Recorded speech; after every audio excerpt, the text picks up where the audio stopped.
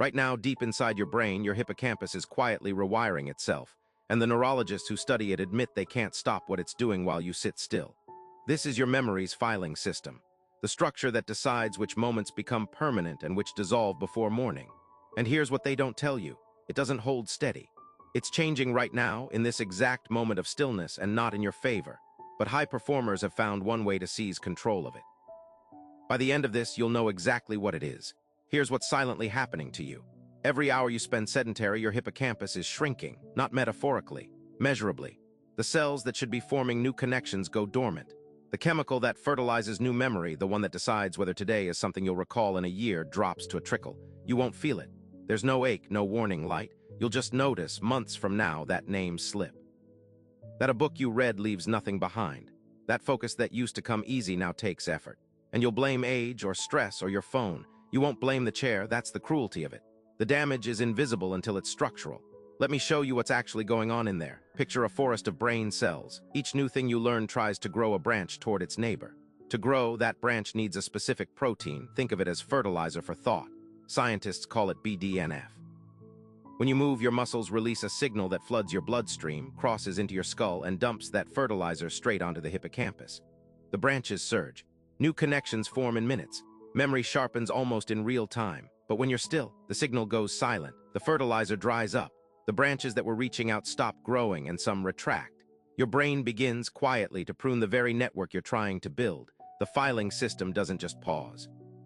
It starts deleting drawers. And we're getting to how you interrupt it. Stay with me because this is where it gets strange. Here's the part that frustrates the experts. They can see the hippocampus shrinking on a scan. They can measure the fertilizer crashing in your blood. They can watch it happen in real time. And they cannot prescribe a pill that replicates it. They've tried. Drug after drug aimed at raising that protein artificially. The molecule is too fragile, the delivery too blunt, the brain too well defended. The one reliable switch that floods your memory center with what it needs is locked behind something no prescription can fake. The researchers who mapped this mechanism will tell you plainly that the most powerful memory drug we know of can't be bottled. It can only be earned. That's the suppressed part. There's a switch. They just can't pull it for you, and here's where it flips everything you were taught.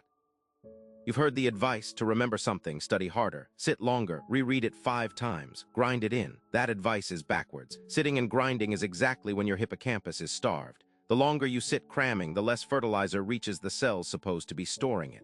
Students who study for 3 unbroken hours are neurologically building memory on dead soil. They feel productive, they retain less, and there's a second trap waiting. People assume the workout and the learning are separate, exercise in the morning, study at night. But the fertilizer surge has a window. It rises with movement and fades within hours. Learn outside that window and you've wasted the best brain state you'll have all day. The timing isn't a detail, the timing is everything. So here's the rule high performers actually use. They don't separate moving from learning, they stack them. The principle is simple. Learn inside the window where your brain is flooded with fertilizer, not outside it. In practice, it looks like this. They move first, a brisk walk, a hard 10 minutes enough to get the blood signaling. Not to exhaustion.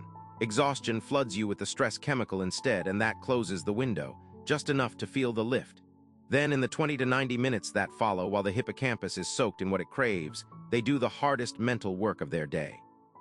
The studying, the memorizing, the thing they need to stick, same effort, same material, but dropped onto fertilized ground instead of dead soil. The retention difference isn't small. In study after study, it's the gap between remembering and forgetting. The ones who know this don't train and study. They train to study. Movement isn't their break from thinking. It's the key that unlocks it. Here's how to use it tonight. Before the thing you most need to remember, the material, the presentation, the skill, move for 10 minutes first. Walk fast. Take the stairs. Anything that lifts your pulse without wrecking you. Then sit down and learn immediately inside that window while the soil is still wet. Do it once and the difference in what stays will surprise you. But your hippocampus isn't the only structure being quietly starved while you sit. There's another region, deeper still, that decides whether you can focus long enough to learn anything at all. And what's happening to it in stillness is even harder to undo.